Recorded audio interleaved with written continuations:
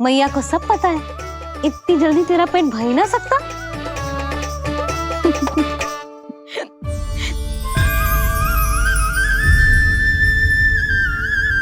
ये क्या है लल्ला? ये क्या था तेरे मुंह में, दिखा। ओहो, मैं तो भूल ही गया था कि मेरे भीतर ही तो सारी सृष्टि समाई हुई है। मैया ने उसकी झलक देख ली, अब क्या होगा? क्या हुआ यशोदा? सुनो जी, हमारे लल्ला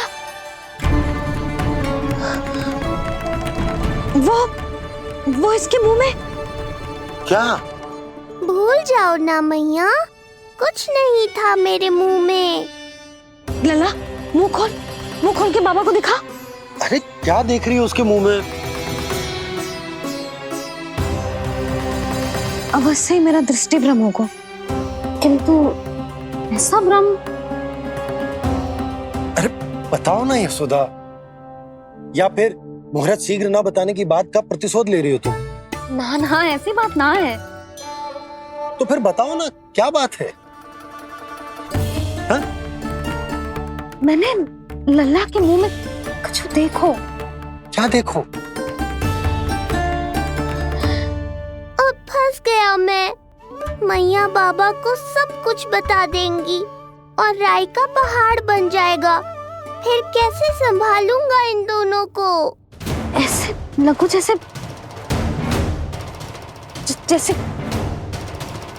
जैसे पूरा का पूरा ब्रह्मांड। ब्रह्मांड लल्ला के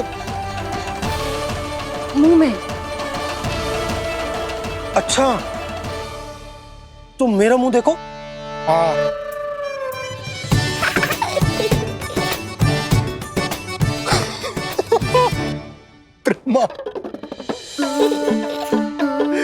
यशोदा, मुझे पता था आप मेरा उपहास उड़ाओगे। अरे नहीं, तुम देखो तो सही।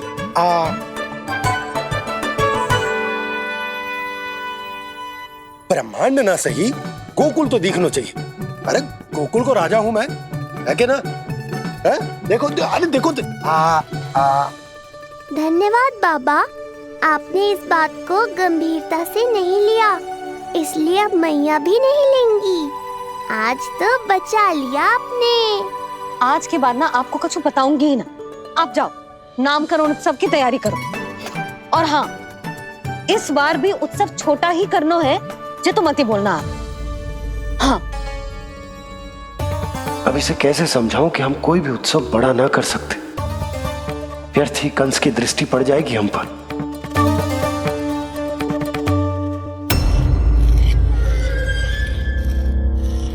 लगता है आपके सैनिक और तलवार दोनों की धार कुंद पड़ गई है महाराज। महाराज, मुझे भय था कि कहीं ऋषि गर्ग मुझे श्राप ना दे दे।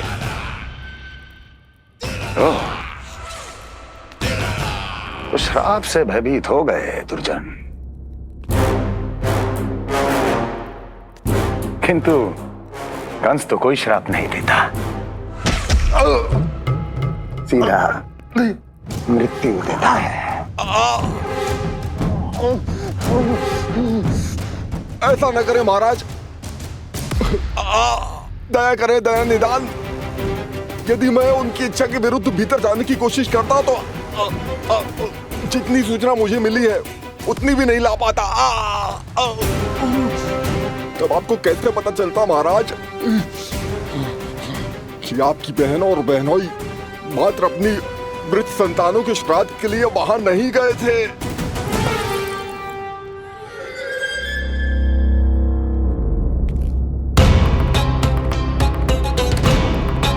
आगे बोलो। पूरी तरह तो नहीं सुन पाया महाराज, किंतु मैंने स्वयं अपने नेत्रों से देखा है महाराज। राजकुमारी देवकी ने ऋषि गर्ग के हाथ में कुछ दिया था। ये सत्य है महाराज, और ऋषि गर्ग ने उन दोनों को वचन भी दिया था। सही समय की प्रतीक्षा कीजिए राजन, आपके दोनों कार्य पूर्ण होंगे। महाराज, मैं आपका सबसे विश्वसनीय सेवक हूं। आपके हर आदेश का पालन करना मेरा अधिकार है और मैंने अपने अधिकारों का पालन किया भी है महाराज। किंतु फिर भी यदि मेरी ओर से कोई भूल हुई हो, मुझे क्षमा करे दया निदान, मुझे क्षमा करे। इसका अर्थ है कि उत्कच सही कह रहा था। वो दोनों अवश्य ही कोई ना कोई षड्यंत्र रच रहे हैं मेरे विरुद्ध। समय आ गया है, अब मुझे किसी ऐसे की खोज करनी होगी जो उतना ही शक्तिशाली हो जितनी की मेरी ये तलवार।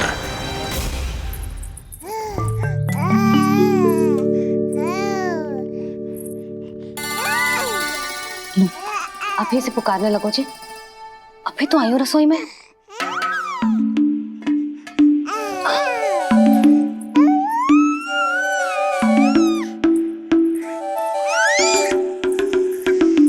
शीघ्र ही तुझे भी अपने बाबा का हाथ बटाना पड़ेगा, समझ रहे हो ना? बटाएगो ना हाथ? अभी जो 100 दिन का भी ना हो और इस नन्हे से बालक को काम काज का भार सौंपने की बात करने लगे।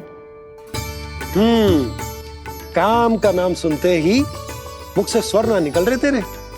अभी तो बड़ा ऊ कर रहा था। बता, हाथ बटाएगो के ना? अरे बता ना।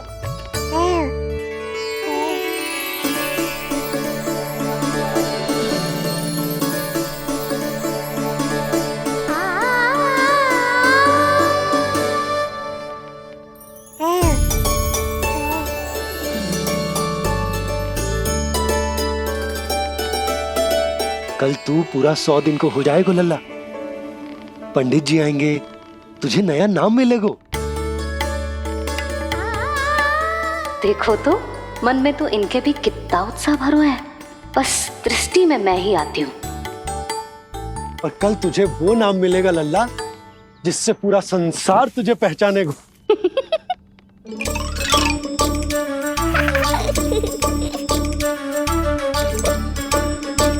अब लल्ला, कितना कार्य शेष है और तूने मुझे बातों में लगा लियो।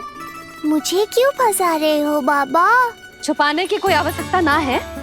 जितनी उत्साहित मैं हूँ उतने ही उत्साहित आप भी हो इसके नामकरण को लेके, पता है मुझे। लल्ला के नामकरण पे उसके बाबा उत्साहित ना होंगे? बिल्कुल होंगे, इसीलिए तो कह रही हूँ अपना उत्साह बांटो अपने लल्ला के साथ। मैं अभी आई। अच्छा, ऐसे तो तुम लल्ला को छोड़ के कहीं ना जाती। अभी कहाँ चली? रोहिणी जिज्जी के पास, और कहाँ? लल्ला और उसके दाव के नामकरण की तैयारी करनी है कि ना? कितने लोगों को आमंत्रित करना है, कितने प्रकार की मिठाइयां बनानी है, ढोल वाले को कितने बजे का समय देना है, ये सब सुनिश्चित करना है ना, ताकि ये उत्सव गोकुल का सबसे बड़ा उत्सव हो।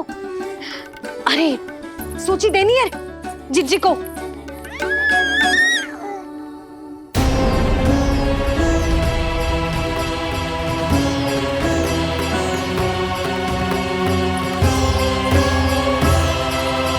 सबकी कोई आवश्यकता ना है। आवश्यकता ना है मतलब? कहना क्या चाहते हो आप? मैं ये कहना चाहता हूं कि यशोदा, सत्य तो ये है कि हमें दुख में ना अत्यधिक दुखी होना चाहिए और ना सुख में अत्यधिक उत्साहित। प्रसन्नता कितने भी क्यों ना, हमें उत्सव संयम से ही मनाना चाहिए। इतने वर्ष संयम ही तो रखा था ना नंद जी। ये समय संयम का ना आनंद से बावले हो जाने का है। यशोदा, हम आयोजन छोटा ही करेंगे। मैं कुछ सोच समझ कर ही तो कह रहा हूं। पर क्यों? मुझे भी तो समझाओ। हर बात समझाने की ना होती है यशोदा। अच्छा, पति पत्नी में भेद हो तो है? ठीक, मैं कोई भेद ना रखूंगा। जो भी अब तक मैंने तुम्हें ना बताया है वो सब बताऊं। ओहो, क्या कर रहे हो बाबा? कंस के बारे में कुछ बता मत देना मैया को। वो मंगला है ना, उसने आज शाम को ही बछड़ा दियो।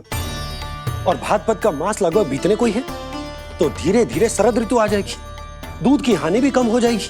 हाँ? और वो सरजू है ना, उसको बैद जी ने पूरे पखवाड़े का विश्राम के लिए कहा है। क्यों? क्योंकि वो ठाट से गिर गए थे और गिरते समय उसे भीतरी चोट लग गई थी। अरे और... बस बस बस, ये सब मुझे क्यों बता रहे हो? इसका नामकरण से क्या संबंध?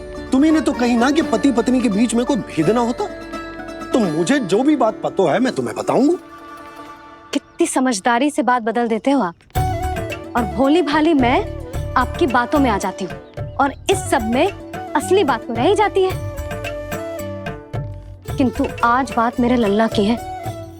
उत्सव तो विशाल ही होगा और इस बारे में कछु और ना सुनूंगी मैं। आप लल्ला का ध्यान रखो, मैं जा रही हूँ रोहिणी जीजी के पास। यशोदा,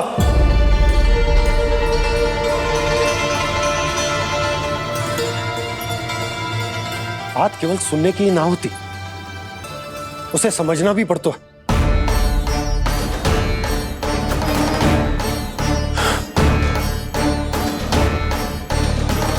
विश्वास है ना मुझ पर? मैं कुछ सोच समझकर ही कर रहा हूँ ना। उत्सव तो छोटा ही होगा।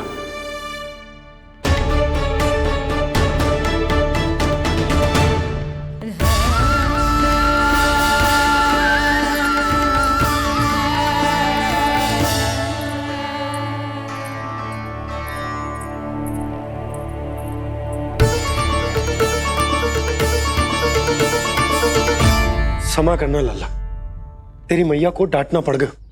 आपको मेरी सुरक्षा की चिंता है बाबा, समझता हूँ मैं, इसलिए आपने ये निर्णय लिया है। समझ में नहीं आता, कब कौन सा निर्णय क्यों लेते हैं आप? यदि कंस को समझना इतना आसान होता तो कंस नहीं होता। ये नया सिंहासन उसके लिए है जो मेरा विश्वास पात्र बनेगा। मेरे दाहिने हाथ की तरह मेरे मन के सबसे निकट होगा वो। मंत्री परिषद में विशेष स्थान की प्राप्ति होगी। मेरे बाद पूरे राज्य के लिए उसी का वचन होगा।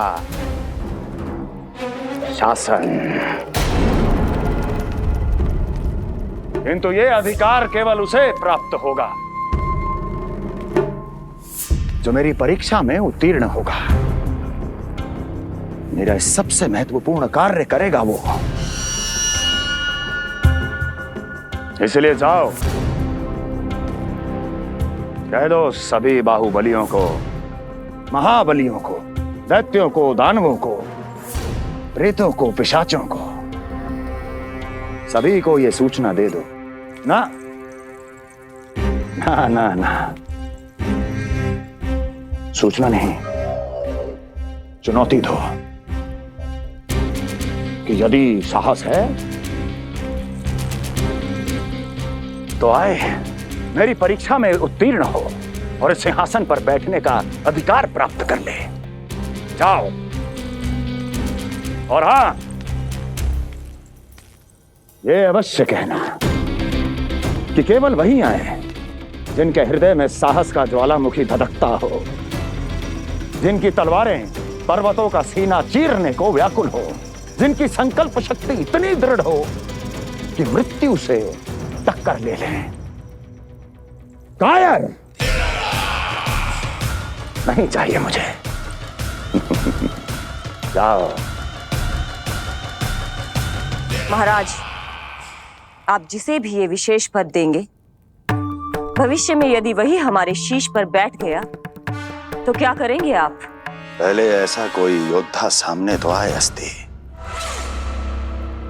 जो उस विष्णु के अवतार का संहार कर सके।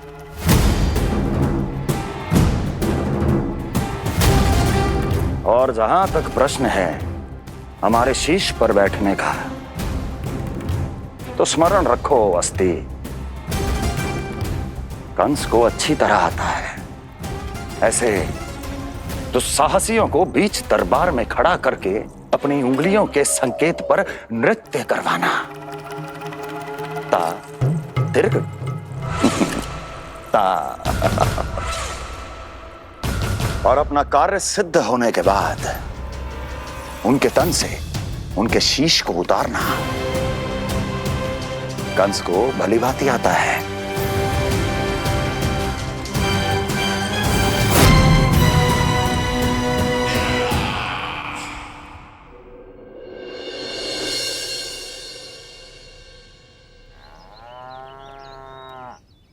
पूरे 100 दिन का होगा हुआ तो लल्ला, कम से कम 100 व्यक्ति तो आने चाहिए थे ना तेरे और तेरे दाऊ के नामकरण में।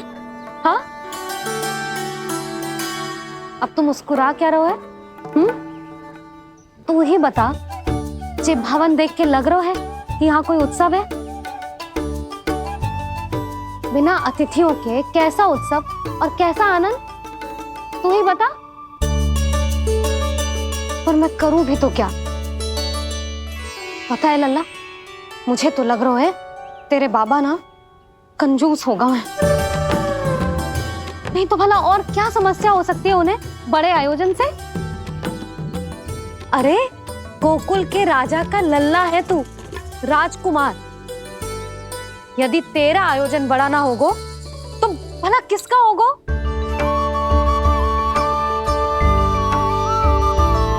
मेरी ही भूल है, मैं भोली हूं, इसीलिए व्यर्थ में तेरे बाबा की बातों में आ गई। मैं भोली हूं ना, व्यर्थ में उनका कहा मान गई। किंतु अब ना मैं कोई मांग रखूंगी, ना मैं उनसे बात करूंगी।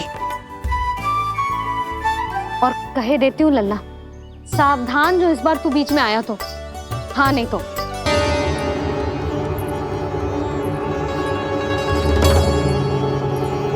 क्या होगा? हाँ, सब ठीक तो है ना? आप इतनी चिंता में क्यों हो जी? कोई बुरी सूचना तो ना मिली? अब जे मत कहना कि जे भी मुझसे छुपाना पड़ेगा। जो भी है मुझे बताओ। पंडित सदानंद जी महाराज वो नामकरण के लिए ना आ सके। उनकी बिटिया के पांव भारी, उसे लिवाने वो समझाने गए। ये तो शुभ समाचार है।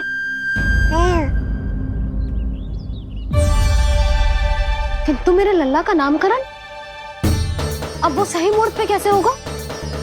वही तो समझ ना आ रहा। ऐसे मन छोटा करने की आवश्यकता नहीं है मैया बाबा। आप दोनों तो स्वागत की तैयारी करो, आ रहे हैं वो।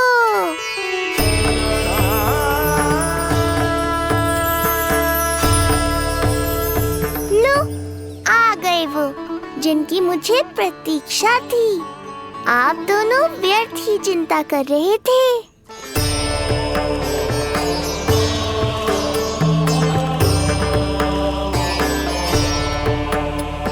अब कौन करेगा मेरे लल्ला का नामकरण? ऋषि गर्ग, नंदराज, रानी भाभी, महान ऋषि गर्ग हमारे गांव में पधारे हैं।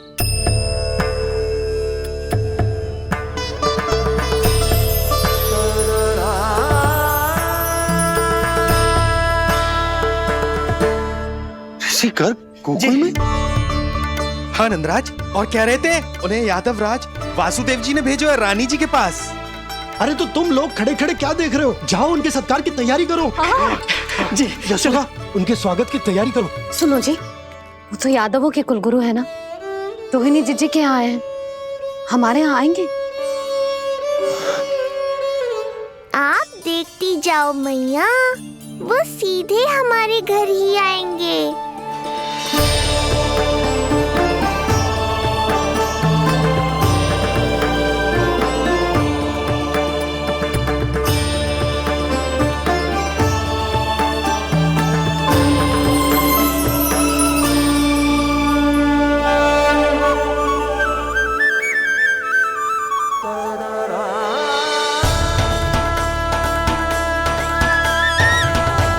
ये क्या हो रहा है मुझे?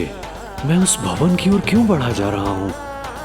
क्योंकि आपके यहाँ आने से ही मेरी मैया बाबा की चिंता समाप्त होगी ऋषिवर। ये बात तो मैं न जानता, परंतु मुझे जाकर उनको स्वागत करना चाहिए।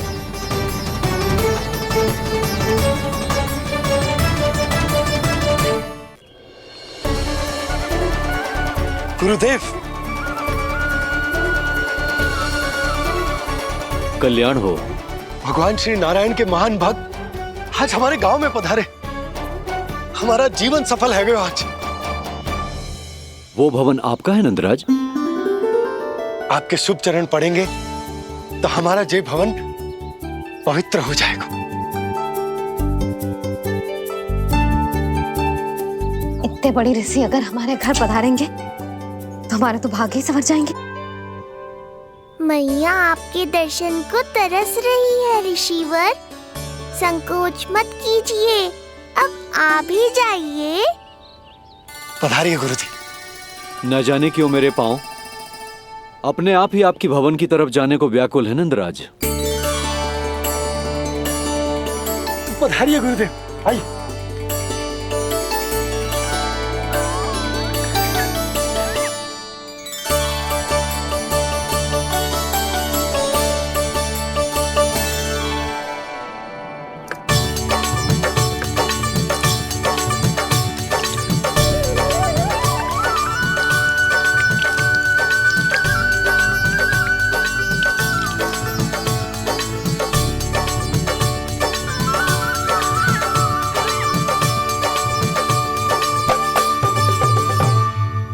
कल्याण हो। पधारिए।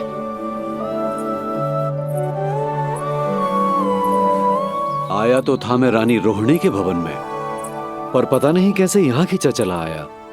विराजिए गुरुदेव। महाराज, आप इसे भी रोहिणी जिज्जी का ही घर समझिए।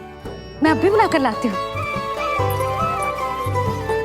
महाराज, ये हमारा सौभाग्य है कि आपने यहाँ आना स्वीकार किया। कहिए, क्या सेवा करूं मैं आपकी? मुझे आपके भाई वासुदेव ने भेजा है नंदराज।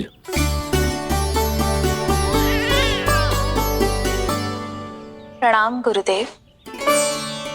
स्वामी जी ने आपसे इतनी दूर आने का आग्रह किया है, अवश्य ही कोई बड़ा कारण होगा। कारण तो है, आपके पुत्र का नामकरण करने आया हूं मैं यहाँ।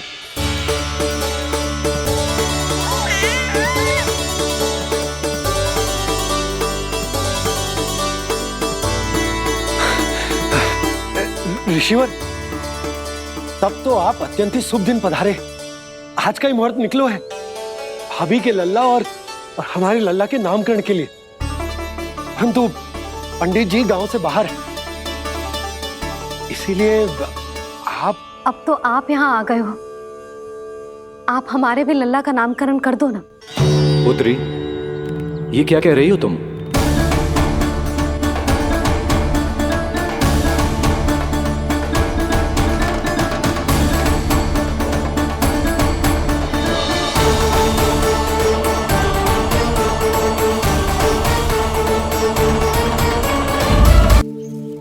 आप हमारे भी लल्ला का नामकरण कर दो ना। पुत्री, ये क्या कह रही हो तुम? विनती कर रही हूँ, और मेरी जे आग्रह अस्वीकार मत ही करो। आप दोनों भाइयों का नामकरण एक साथ हो जाएगा।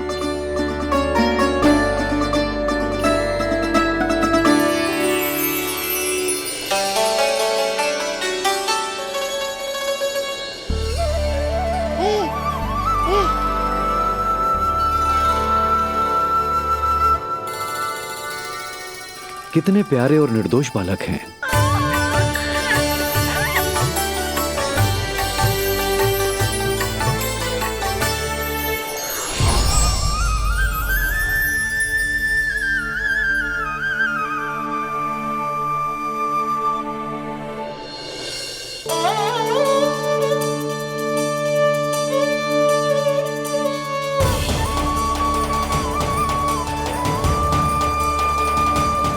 इन दोनों को देखकर गुरुदेव की आंखों में आंसू क्यों आ गए?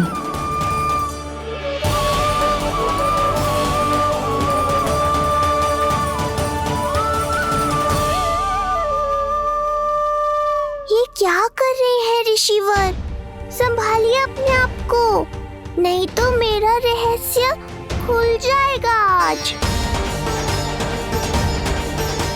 अरे ऋषिवर, हाथ मत जोड़िए। इससे पहले कि गड़बड़ हो जाए, अपनी नमस्कार मुद्रा को आशीर्वाद मुद्रा में बदल दीजिए। बात को समझिए, मैंने ये अवतार मैया और लल्ला के अद्भुत संबंध का अनुभव करने के लिए लिया है, पर आपकी भावुकता के कारण यदि मैया को मेरा सत्य पता चल गया तो ये संबंध ही बदल जाएगा।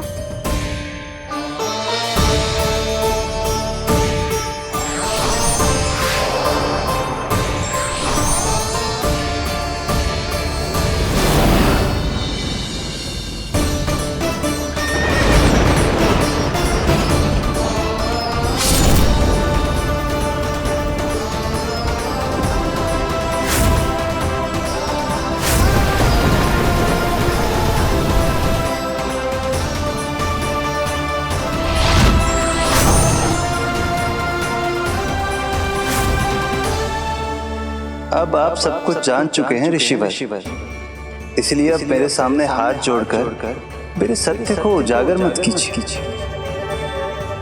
अपने शिष्य वसुदेव के पुत्र के रूप में मुझे आशीर्वाद दीजिए।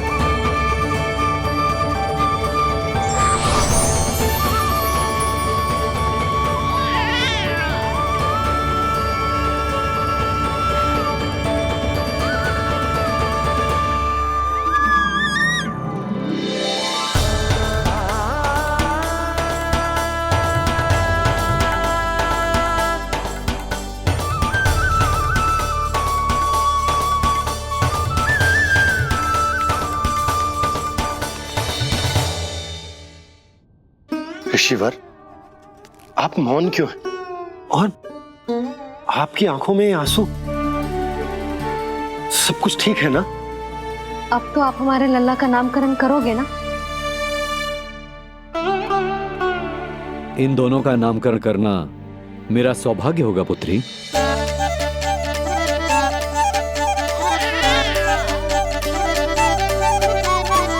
परंतु ये गोपनीय रूप से करना होगा।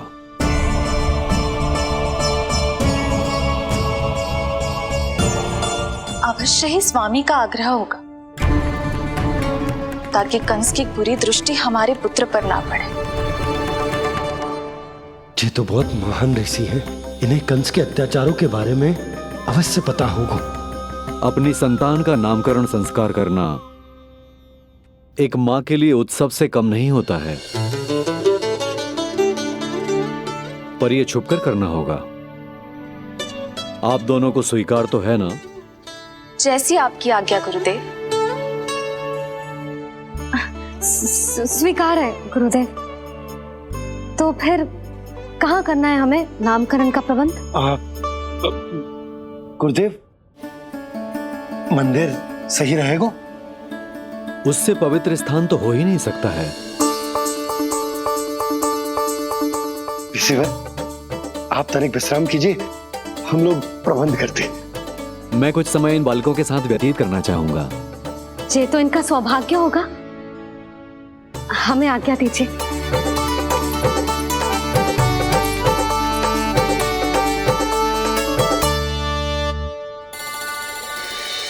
प्रभु, स्वयं भगवान होकर भी आपको बंदी गृह में जन्म लेना पड़ा। अब अपनी मां को छोड़कर दूसरी मां के यहां पलना पड़ रहा है। जब से गोकुल आए हैं, छुप छुप कर रहना पड़ रहा है। इतनी नन्ही सी अवस्था में दुष्ट कंस के कितने ही आक्रमणों का सामना कर चुके हैं आप।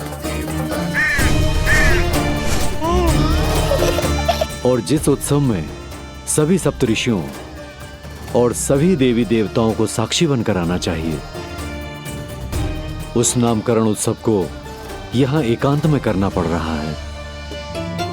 क्यों प्रभु, इतने कष्टों को सहकर ये अवतार क्यों लिया है आपने? दुष्टों का नाश करने के लिए धर्म की स्थापना करने के लिए और सबसे अधिक मैया की ममता का अनुभव करने के लिए। पर इसके लिए इतने कष्ट? मानव जीवन लिया है तो कष्ट तो उठाने ही पड़ेंगे ऋषिवर। मानव जीवन की आंच जला रही है, फिर भी आप मुस्कुरा रहे हैं प्रभु। ये कैसा अनोखा अवतार है। आंच में जलकर भी यदि मैं नहीं मुस्कुराऊंगा तो अपने भक्तों को क्या शिक्षा दूंगा मैं? आज एक कंस का प्रकोप है, भविष्य में सहस्रों कंस होंगे और आने वाले युगों में होंगे अनगिनत कंस। उस समय मेरे भक्तों को पता होना चाहिए कि अपने कष्टों को कैसे सहना है और धर्म के पथ पर अडिग कैसे रहना है।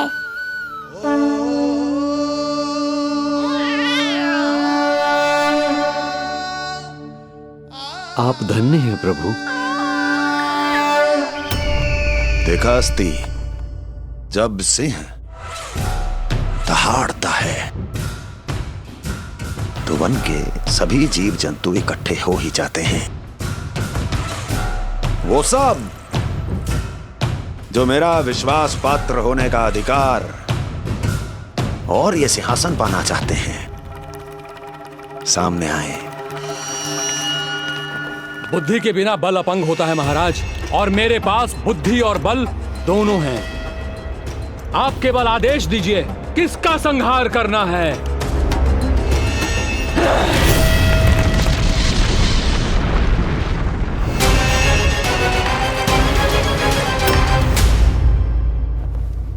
सारी तैयारी हो गई। बोलो। आप गुरुदेव को बुला लो, मैं रोहिणी जीजी और बालकों को ले आती हूँ। यशोदा, तुम रुष्ट तो ना हो ना मुझसे? मैं भला रुष्ट क्यों होने लगी? नहीं, तुम जो उत्सव बड़े धूमधाम से करना चाहती थी और बहुत प्रसन्न हूँ मैं कि हमारे लल्ला का नामकरण स्वयं ऋषि गर्ग पूरे विधि विधान से कर रहे हैं। मैं समझ गई, उत्सव बड़ा हो या ना हो, प्रसन्नता बड़ी होनी चाहिए। अरे मैं तो इतनी उत्साहित हूँ कि दोनों भाइयों का नामकरण आज के शुभ मुहूर्त पे हो रहे हैं। तो इससे पहले जो बीत जाए, जाओ। आप भी बुला लो।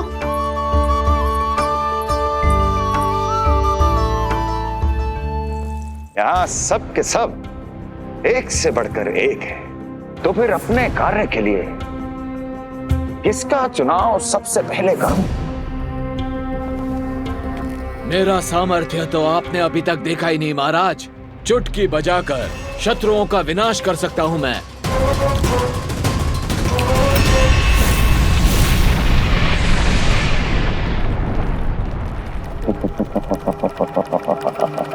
वाह! किंतु आपने तो बताया ही नहीं कि करना क्या है। वध करना है, एक नवजात बालक का वध। उसे साधारण बालक मत समझना। गोकुल में नंद के घर पल रहा वो बालक विष्णु का अवतार है।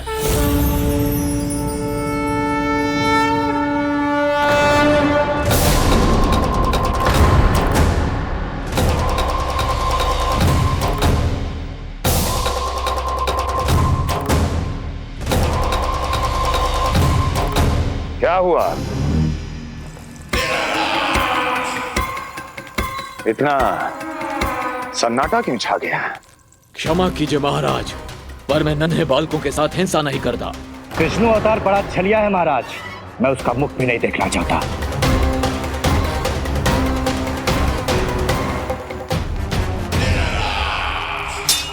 जाने दो इन्हें। वैसे भी इस सिंहासन के लिए मुझे कायरों की कोई आवश्यकता नहीं। जाने दो।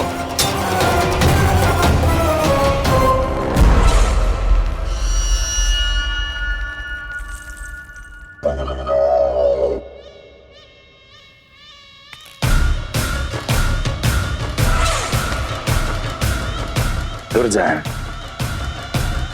क्या कहा था मैंने कहा था केवल वही आए जिनके हृदय में साहस का ज्वालामुखी धधकता हो, जिनकी तलवारें पर्वतों का सीना चीरने के लिए व्याकुल हो, जिनकी संकल्प शक्ति इतनी दृढ़ हो कि वो मृत्यु से टक्कर ले जाएं।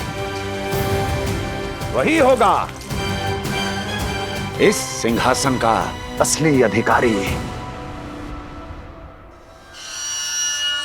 महाराज,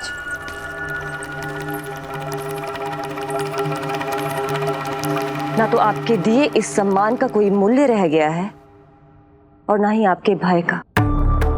अभी अभी आपने ही कहा था ना कि जब वन में कोई सिंह दहाड़ता है तो उस वन के सभी जीव जंतु एक जगह एकत्रित हो जाते हैं, परंतु उसी वन में जब कोई बब्बर सिंह दहाड़ता है तो वही जीव जंतु भय के मारे इधर उधर भागने लगते हैं।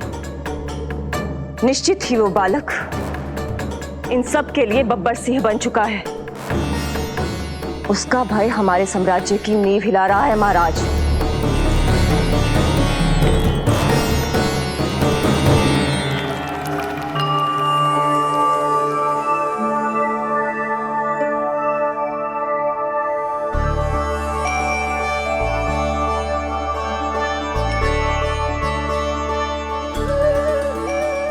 हे नारायण, मेरा मार्गदर्शन कीजिए। हे मां सरस्वती, मुझे आशीर्वाद दीजिए ताकि मैं दोनों बालकों के लिए सर्वोत्तम नामों का चुनाव कर पाऊं।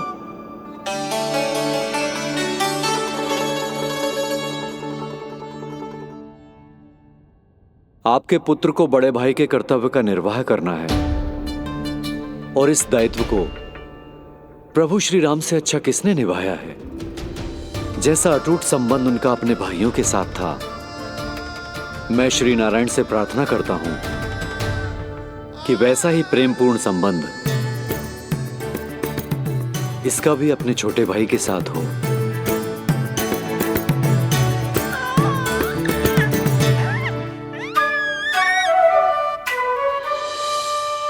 इसीलिए इसका नाम राम हो, इसीलिए इसका नाम राम, इसीलिए इसका नाम राम।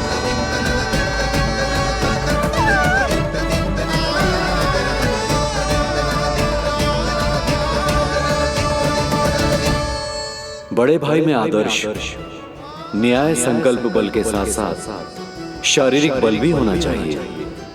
मैं देख पा रहा हूं ये बालक इन सब बलों के लिए जाना जाएगा। इसलिए जो नाम इसके व्यक्तित्व के लिए सबसे उचित है वो है बलराम, बलराम, बलराम।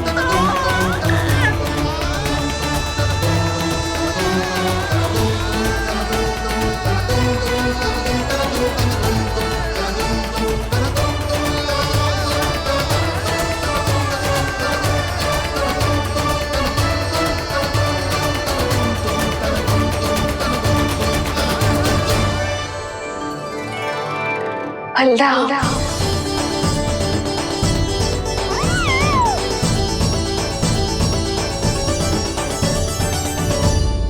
तो फिर उसका नाम बल राम रखना। कैसा अद्भुत संयोग है रिसीवर। जब इसके जन्म की सूचना देने मैं वसुदेव भैया के पास मथुरा गया था, तब उन्होंने भी यही नाम रखा था, बलराम। ये संयोग नहीं, नारायण की इच्छा है नंदराज। बलराम से अधिक उपयुक्त नाम इस बलराम के लिए कुछ और हो ही नहीं सकता है। पर मैं तो दाऊ कहकर ही बुलाऊंगा इन्हें, बलदाऊ।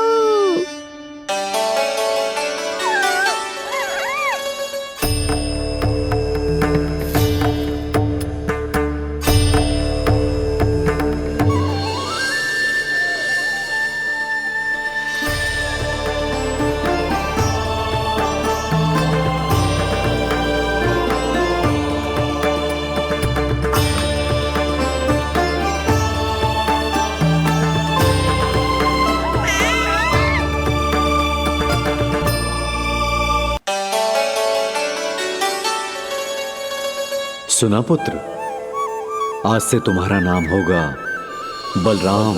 बलराम बलराम।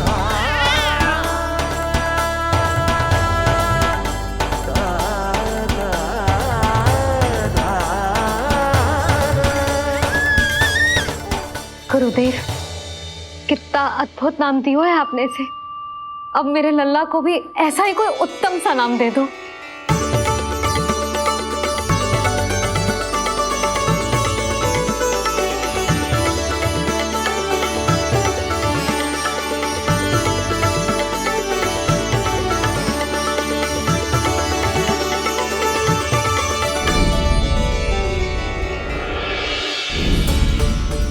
ये कठिन दायित्व आपने ही मुझे सौंपा है प्रभु, इसे निभाने की क्षमता भी आप ही दीजिए।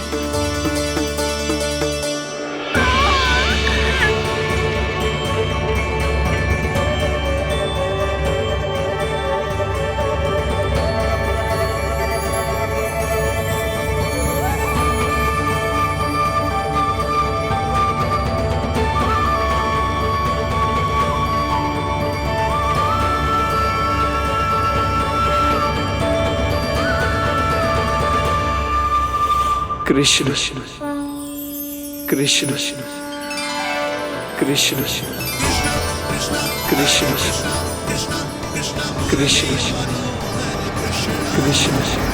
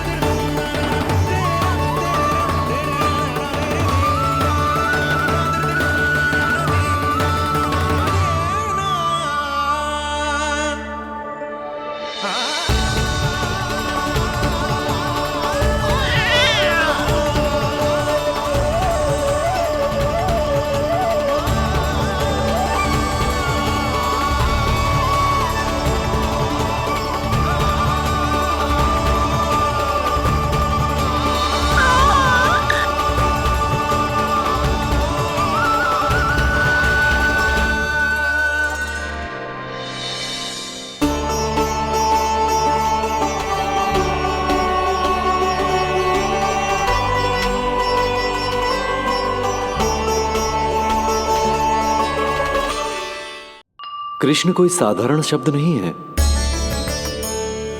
ये अनेक विशेषताओं से भरा हुआ है। क बना है कमलकांत से, अर्थात वो जो श्रीपति विष्णु जैसा हो।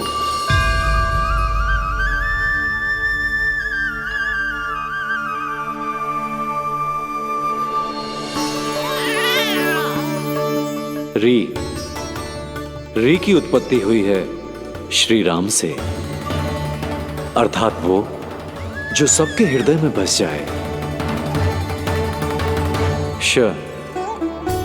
ऐश्वर्य के स्वामी विष्णु के लिए, अर्थात वो जो समृद्धि लेकर आए।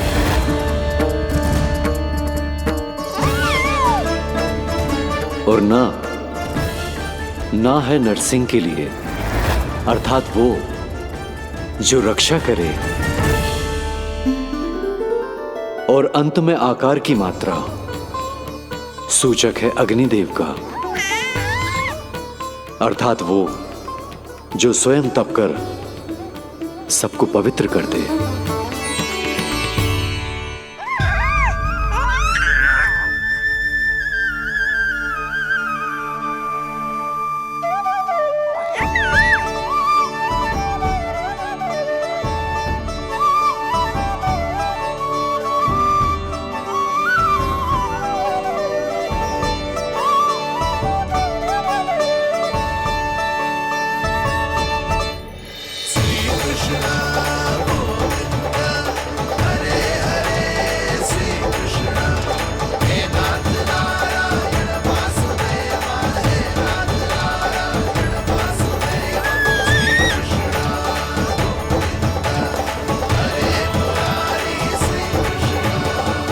आज से तुम्हें सारा संसार जिस नाम से पहचानेगा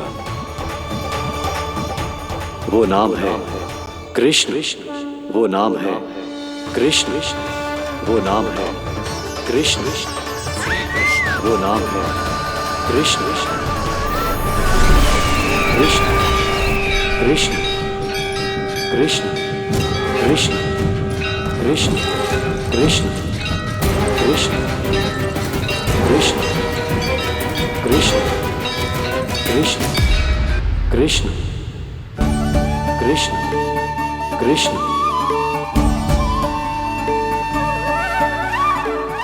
यशोमती मैया के नंद लाला,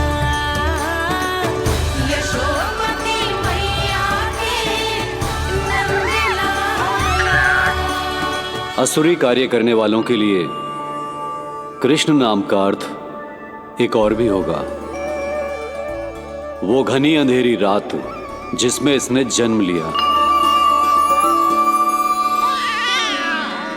पर इससे जो प्रेम करते हैं उन सभी के लिए कृष्ण नाम का अर्थ होगा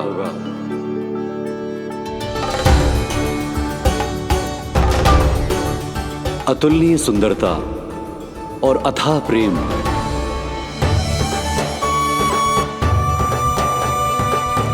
इन दोनों विशेषताओं का साक्षात स्वरूप होगा ये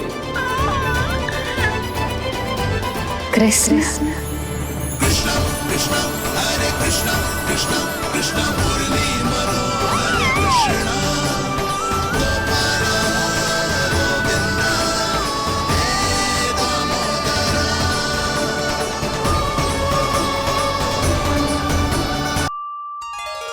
कृष्ण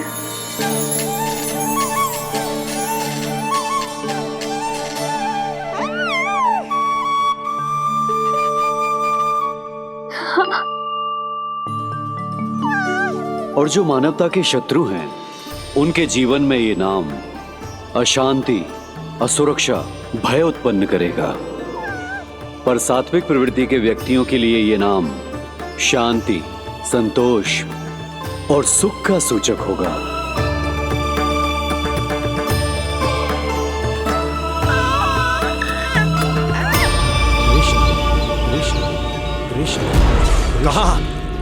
कहां से आ रही है ये ध्वनियां? कहां से आ रही है ये ध्वनियां?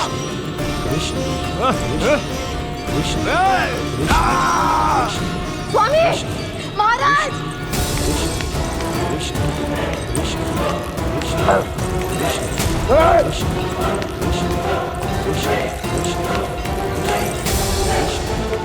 कैसी ध्वनि महाराज?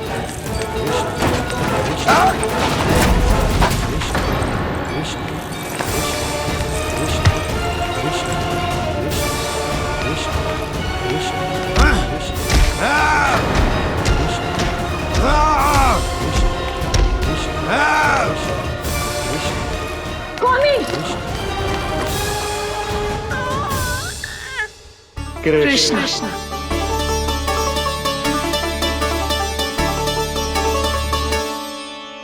कृष्ण जे नाम अनंत काल तक स्मरण किया जाता रहेगा, जय तेरी मैया का आशीर्वाद। संसार मुझे कृष्ण बुलाए या नीलमणि कहकर पुकारे, मैं रहूंगा तो बस यशोमती मैया का नंद लाला। यशोमती मैया के नंद लाला, यशोमती मैया के नंद लाला।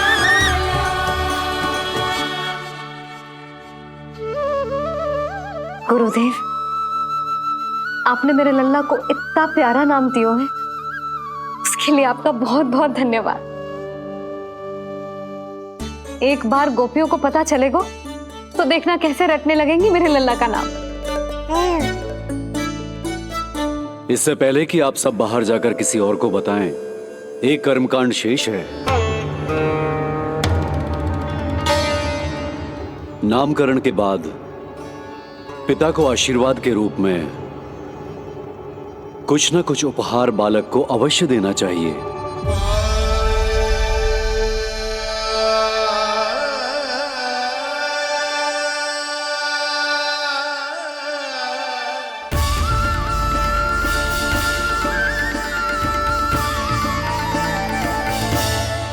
मैं क्या दूं?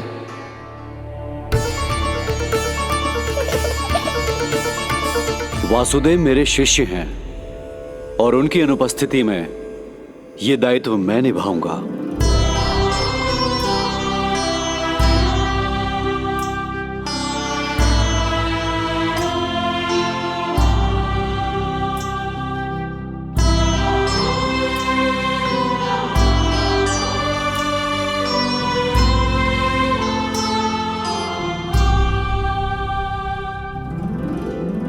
इसे अपने पिता की ओर से स्वीकार करो पुत्र।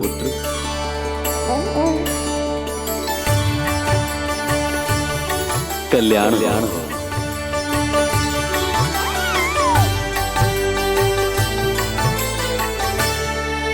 क्या दूं मैं इसे?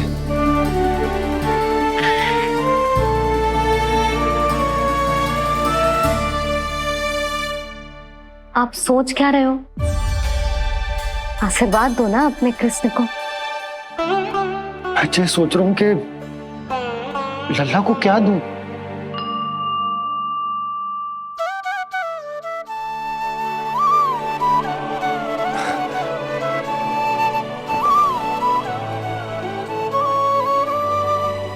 लल्ला,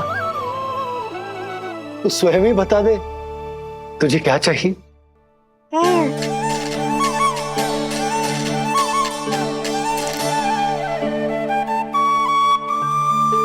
देखो जी, लल्ला ने ही आपकी उलझन समाप्त कर दी।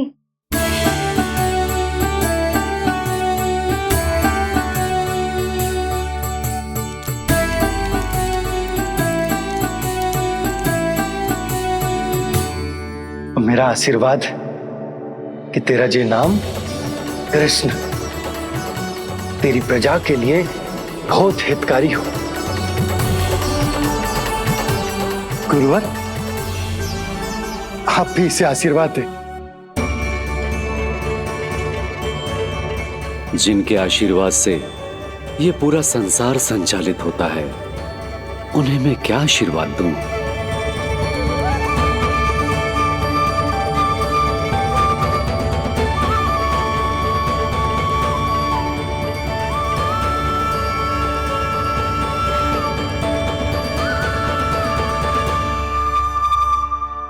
आपने तो मुझे मेरा नाम दिया है ऋषिवर। ये तो मेरा सौभाग्य था प्रभु कि आपने इस कार्य के लिए मुझे चुना। पर आपका कार्य अभी समाप्त नहीं हुआ ऋषिवर। एक विनती और है मेरी। आज्ञा दीजिए प्रभु, क्या करना होगा मुझे? बाबा को मेरी वास्तविक पहचान बतानी होगी आपको, और इन्हें इस बात के लिए मनाना होगा कि ये मैया को कभी भी मेरा सत्य पता ना चलने दे। पर प्रभु, मैं ये कैसे कर पाऊंगा? आप ही कर पाएंगे ऋषिवर, क्योंकि अब आप इस कृष्ण अवतार के मुख्य उद्देश्य को जानते हैं। बंद करो, बंद करो ये ध्वनिया। कौन सी ध्वनिया? ये ध्वनिया बंद करो, बंद करो। क्या सुनाई दे रहा है आप? ये शब्द जो मेरे कानों में गूंज रहा है। भारत समझिए। रुक जाइए। महाराज।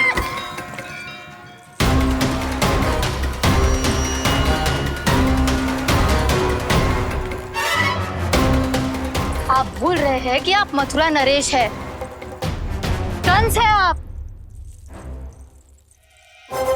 और किसी भी व्यक्ति, वस्तु या घटना से महाराज कंस इतने व्यथित नहीं हो सकते कि वो सुदबुक खो बैठे। स्वयं को संभालिए महाराज। बंद हो गई, बंद हो गई, बंद हो गया वो स्वर, बंद हो गई वो ध्वनिया। काफी। यूं मत सोचना कि मैं तुम्हें सुन नहीं रहा था। तुम सत्य कह रही हो। मैं कंस हूं। किसी भी व्यक्ति, वस्तु या घटना से व्यथित नहीं हो सकता। दुर्जन, जी महाराज, इस सिंहासन को पुनः स्थापित करो। यदि कोई भी योग्य इसे स्वयं सिद्ध करने नहीं आता तो मुझे पता है मुझे क्या करना है, कैसे उस दुष्ट बालक का संहार करना है। मैं भली भांति जानता हूं। ये दायित्व आपको ही निभाना होगा ऋषिवर। इससे 2 लाभ होंगे। एक तो मेरे बाबा कंस के कारण होने वाली चिंता से मुक्त हो जाएंगे और आवश्यकता पड़ने पर मेरी पहचान को मैया से सुरक्षित रखने में सहायता भी करेंगे।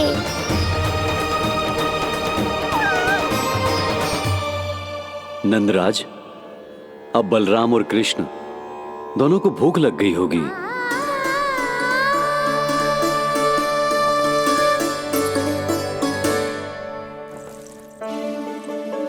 प्रणाम गुरुदेव। प्रणाम गुरुदेव।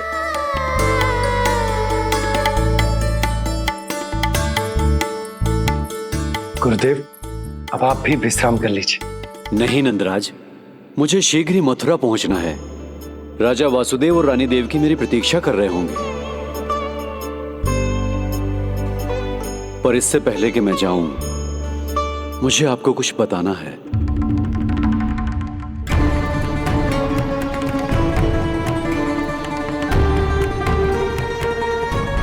गुरुदेव, आपके ललाट पर बल पड़ गए।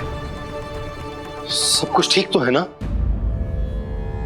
कहीं आप मुझे कंस के बारे में तो ना बताना चाहते? गुरुदेव, मैं जानता हूं कि कंस नवजात शिशुओं की हत्या करवा रहा है।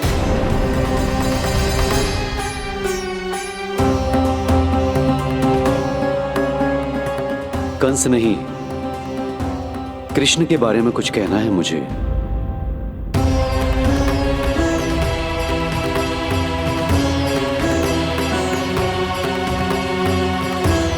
बताइए गुरुवर। मैं एक ऐसा सत्य बताने जा रहा हूं नंदराज, जो है तो वरदान, पर उसे स्वीकारना आपके लिए बहुत कठिन होगा। गुरुदेव, आप जो कह रहे हैं वो मैं समझ ना पा रहा हूं। बताइए ना।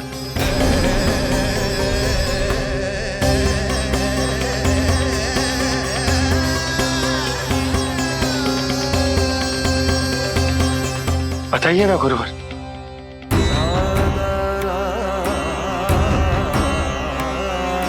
सत्य यह है नंदराज, कृष्ण राजा वासुदेव के पुत्र हैं। कृष्ण राजा वासुदेव के पुत्र हैं। कृष्ण राजा वासुदेव के पुत्र हैं।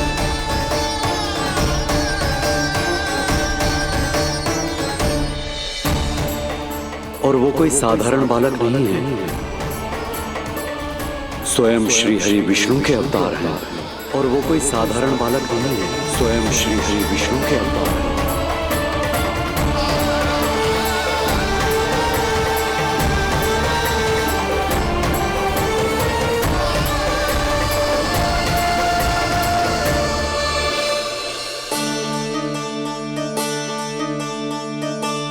अशु विचित्र लग रहा है।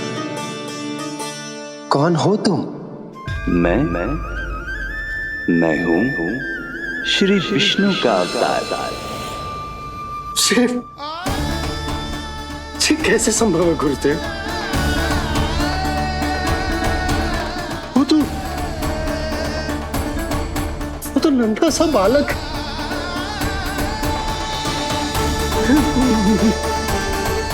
वो श्री नारायण का अवतार कैसे हो सकता है?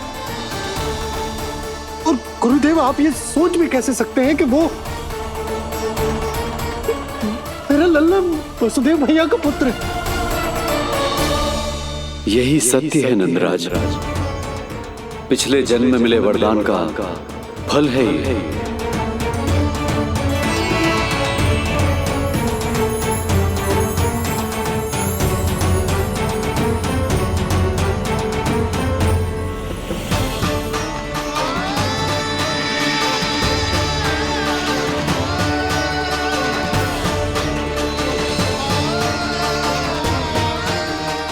मैं आपकी संतान के रूप में अवश्य आऊंगा, किंतु उसके लिए आपको मेरे अगले अवतार के बाद एक और अवतार की प्रतीक्षा करनी होगी,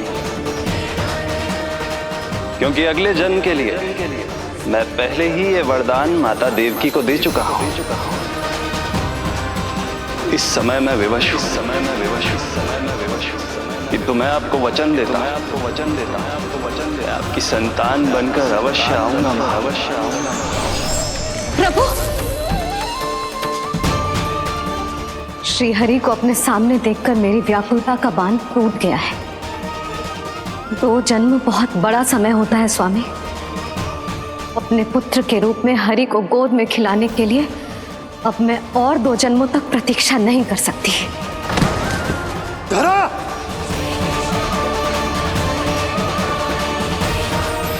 माता देवकी को मैं पहले ही वचन दे चुका हूं, इसलिए विधि के विधान के अनुसार मुझे उन्हीं का पुत्र बनकर जन्म लेना होगा। किंतु आपकी आतुरता का अनुभव करने के बाद अब मैं भी आपका स्नेह पाने से स्वयं को और वंचित नहीं रख सकता। ये जो भी हो रहा है प्रभु की ही लीला है। कृष्ण के जन्म के तुरंत बाद भगवान विष्णु के आदेश पर वासुदेव जी के यहां आना पड़ा और आपकी और रानी यशोदा की पुत्री को अपने पुत्र के साथ बदलना पड़ा और इस तरह कृष्ण आपके और रानी यशोदा के पुत्र बन गए।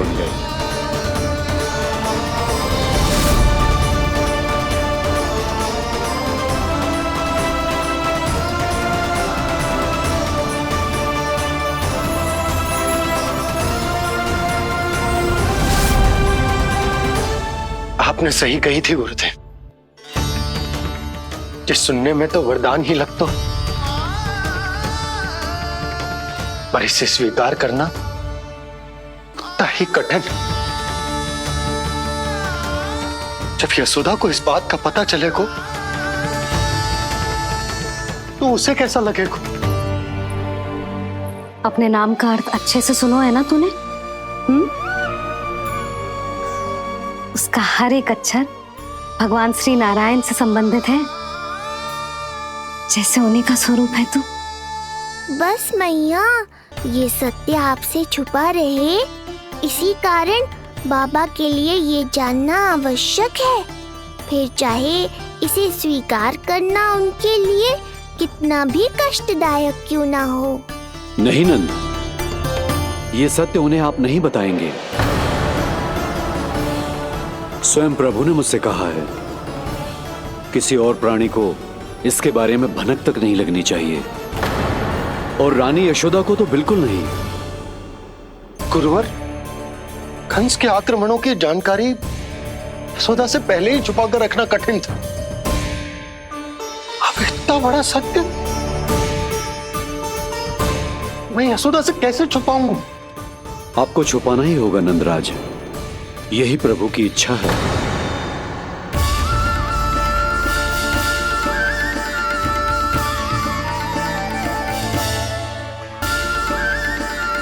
पर क्यों गुरुवर? ताकि नारायण अपनी मैया की ममता का अनुभव कर पाए। यही तो उनके अवतार का मुख्य उद्देश्य है। मुख्य उद्देश्य? हाँ नंदराज, नर नारायण के अवतार में अपनी तपस्या करते समय प्रभु ने जो अनुभव किया था, उसके कारण ममता के सुख का अनुभव करने के लिए प्रभु व्याकुल हो उठे थे। ऐसा क्या हुआ था? मुझे भी बताइए। हो सकता है ये बात इस सत्य को स्वीकार करने में मेरी सहायता करे। बहुत समय पहले की बात है। अनेक देवी देवता परम प्रभु विष्णु के पास बैकुंठ गए थे। वहां प्रभु की आंखों में आंसू देखकर वो सभी स्तब्ध रह गए।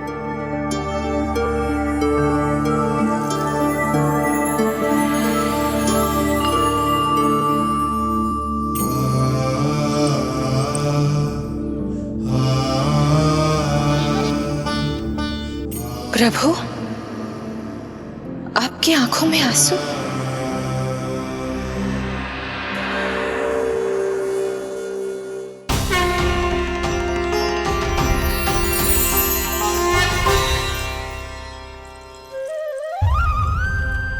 चिंता मत कीजिए। आप सब तो जानते हैं, हिरण्यकश्यप को मारने के लिए मैंने नरसिंह अर्थात आधे मानव और आधे सिंह के रूप में अवतार लिया था। उस राक्षस का वध करने के बाद नर और सिंह दोनों भागों ने अलग अलग होकर नर और नारायण के रूप में पुनः जन्म लिया। वर्तमान में वो दोनों बद्रिकाश्रम में तपस्या कर रहे हैं।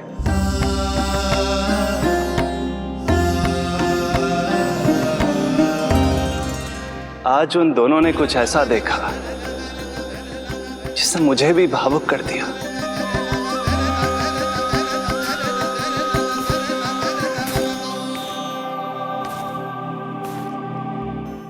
सखा, ये युवक कौन है? निकट के एक गांव के धनी व्यापारी का पुत्र है ये। प्रत्येक संध्या वन के उस पार ये अपनी प्रेयसी से मिलने जाता है और फिर रात्रि भर उस नर्तकी के साथ सहवास करने के बाद सुबह अपने निवास को लौट आता है। यदि यही इसका नित्य क्रम है तो फिर आज ये इतने तनाव में क्यों है?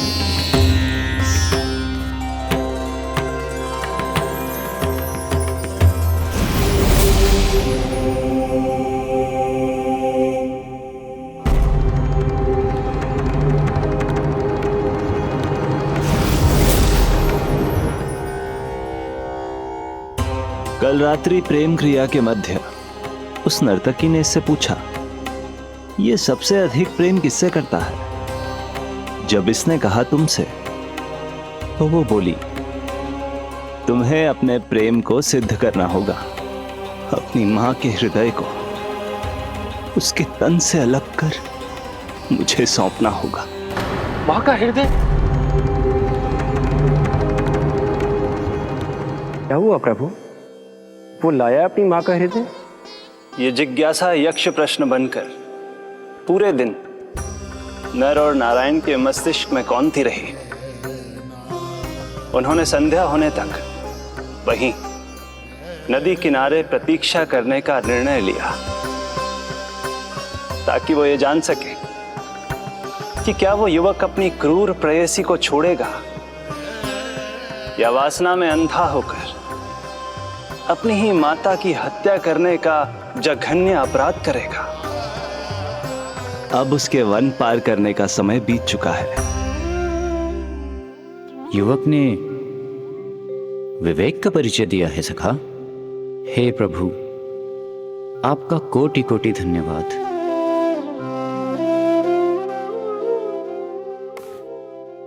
सखा,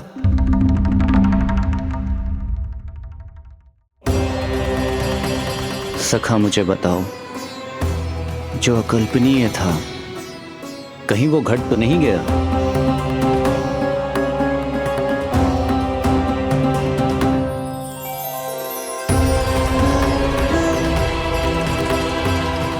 जब इस युवक की मां को इसकी प्रेयसी की क्रूर मांग के बारे में पता चला तो जो उसने किया वो इस समस्त संसार में केवल एक मां ही कर सकती है।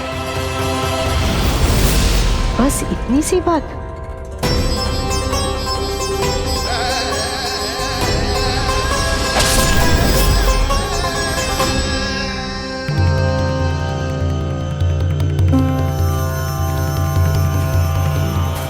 संभाल के मेरे बेटे, कहीं चोट ना लग जाए तुझे। संभाल के मेरे बेटे, कहीं चोट ना लग जाए तुझे। संभाल के मेरे बेटे, कहीं चोट ना लग जाए तुझे। ये तो उसकी मां की पुकार है। मां, मैंने क्या कर दिया मां? मां!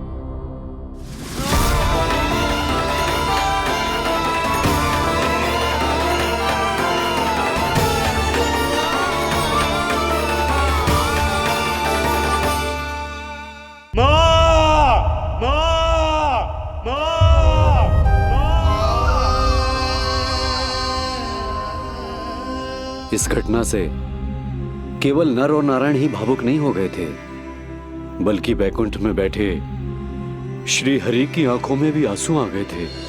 ममता के लिए तरसने लगे थे वो। इसीलिए उनके इस अवतार का मुख्य उद्देश्य है मां की ममता का अनुभव करना। यही कारण है कि ये सत्य आपको रानी यशोदा से छुपाना ही होगा नंदराज। नहीं तो वो कृष्ण को मां की दृष्टि से नहीं, एक भक्त की दृष्टि से देखेंगी, और प्रभु जिस आनंद के लिए इतना कष्ट उठा रहे हैं उससे ही वंचित रह जाएंगे। बोलिए नंदराज, आप श्री नारायण के इस सत्य को गुप्त रखेंगे ना?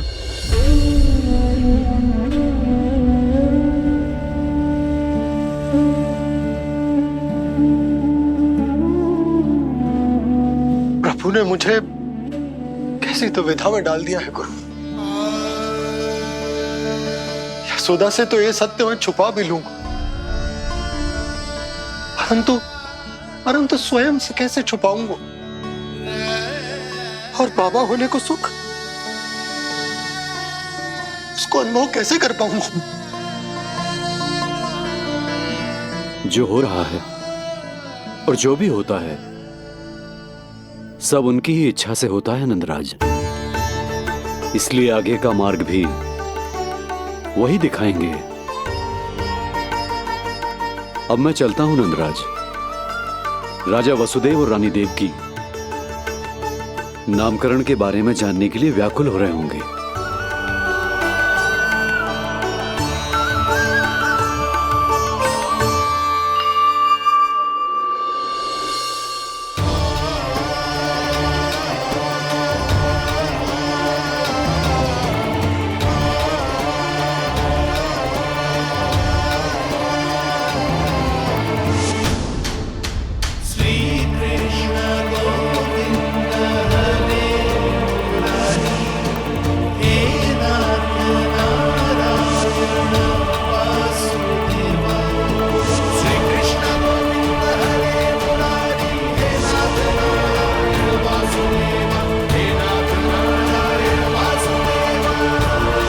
सत्य यह है नंदराज, कृष्ण राजा वासुदेव के पुत्र हैं।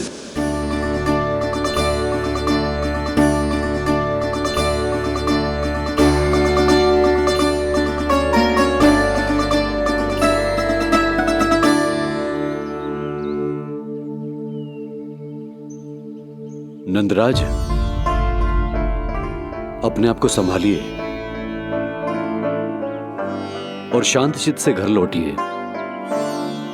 और हां, स्मरण रखिए कि प्रभु ने आपको बहुत ही बड़ा उत्तरदायित्व सौंपा है, आपको उसे निभाना ही होगा।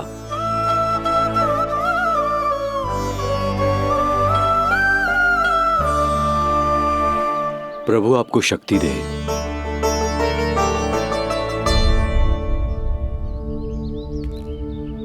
आप बहुत सौभाग्यशाली हैं नंदराज। जो प्रभु आपके घर पल रहे हैं उनके बारे में सोचिए, जिनके यहां प्रभु ने जन्म लिया है। वो दोनों तो प्रभु की बाल लीलाओं से पूरी तरह से वंचित हैं।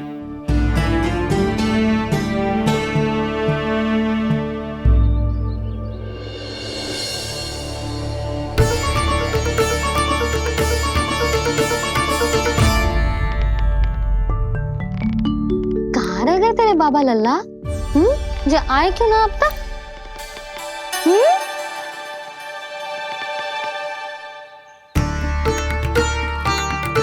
मेरा लल्ला मेरा ना है, वो तो मेरे आराध्य नारायण का अवतार, और ये बात मुझे यशोदा से छुपानी।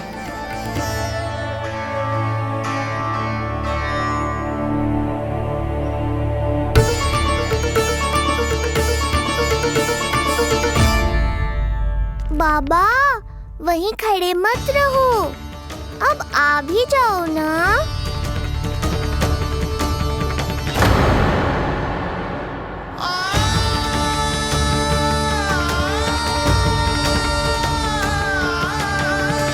एक पग भी आगे बढ़ाने का साहस ना हो रो मेरा। हे प्रभु, आप ही बताओ, अपने आराध्य को, अपने इष्ट देव को अपने लल्ला के रूप में कैसे देख पाऊंगा मैं जानता हूँ बाबा, ये बहुत कठिन है, पर भीतर तो आओ।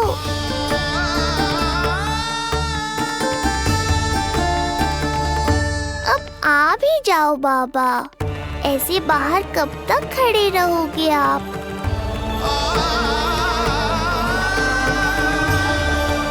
बस बाबा, बस आ जाओ भीतर, आ जाओ, आओ ना, आओ ना।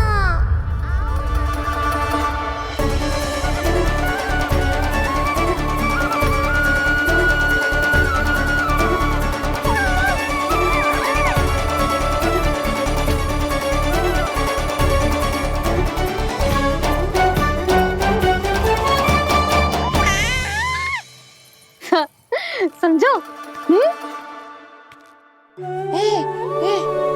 जब तू इधर उधर भाग रहा होगा तो तुझे बुलाने के लिए मैं तुझे ऐसे पुकारूंगी, कृष्ण। और जब तू शैतानी करेगो ना लल्ला, मैया को तंग करेगो, तो मैं तुझे क्रोध में ऐसे बुलाऊंगी, कृष्ण। हाँ। इसे सत्य पतो ना है, इसीलिए कितनी अच्छी तरह से मैया होने का कर्तव्य निभा रही, पर मैं अब बाबा होने का कर्तव्य कैसे निभा पाऊंगा?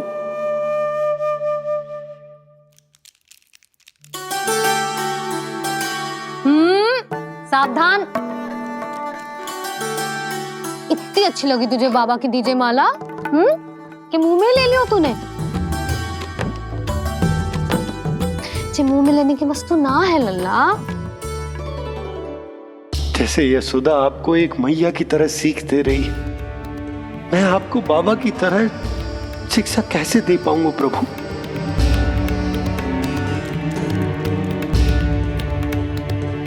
कृष्ण, अभी मना किया ना मैया ने? ये तो प्रभु को ही डांट रही है। सावधान, जो फिर से मुंह में लिया तो। यशोदा, तुम्हें पता भी है तुम किस पर क्रोधित हो रही? हाँ, अपने लल्ला पर। और किस पर? मेरे कहने का अर्थ ये है कि तुम्हें सच में पता भी है जे कौन है? स्वयं प्रभु ने मुझसे कहा है, किसी और प्राणी को इसके बारे में भनक तक नहीं लगनी चाहिए, और रानी यशोदा को तो बिल्कुल नहीं, और रानी यशोदा को तो बिल्कुल नहीं, और रानी यशोदा को तो बिल्कुल नहीं। यही कहना चाहते हो ना आप कि मैं गोकुल के राजकुमार को डांट रही हूँ? अरे पर मैया और बाबा का स्थान तो हर पद से ऊंचा होता है ना जी। माँ और बाबा को तो अधिकार होता है ना, प्रेम करने का भी और भूल पर डांटने का भी। बस यही बात आपको समझनी है बाबा, फिर सब पहले जैसा हो जाएगा। मैं समझ तो हूँ, पर ये विचार के ये केवल हमारा पुत्र ना है, ये स्वयं नारायण का अवतार भी है, इसे अपने मन से निकाल ना पा रहा हूं मैं। ओहो, आपको समझाना तो मैया को संभालने से भी अधिक कठिन है बाबा। लल्ला, अरे लल्ला। जशोदा जी, आपने हमें नामकरण के लिए ना बुलायो। कोई बात ना है, लेकिन ये तो बताओ कि लल्ला का नाम क्या रखो है? हाँ भाभी, बताओ ना। हाँ जी, अब और प्रतीक्षा ना हो रही हमसे। इसका नाम रखो है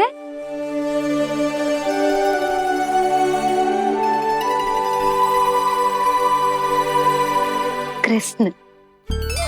कृष्ण बहुत प्यारा नाम है, लेकिन थोड़ा कठिन है। मैं तो इसे किशन बुलाऊंगी। सही कहो, मैं भी इसे प्रेम से किशन ही कहूंगी। क्यों किशन? मेरे लिए तो जे किसना है।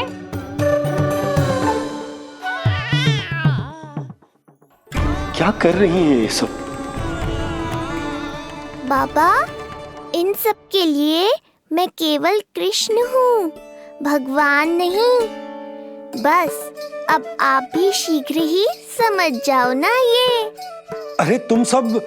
हाँ हाँ, बुरा मुझे भी लग रहा है, जो सारी की सारी पहले ही दिन मेरे लल्ला का नाम बिगाड़ रही है।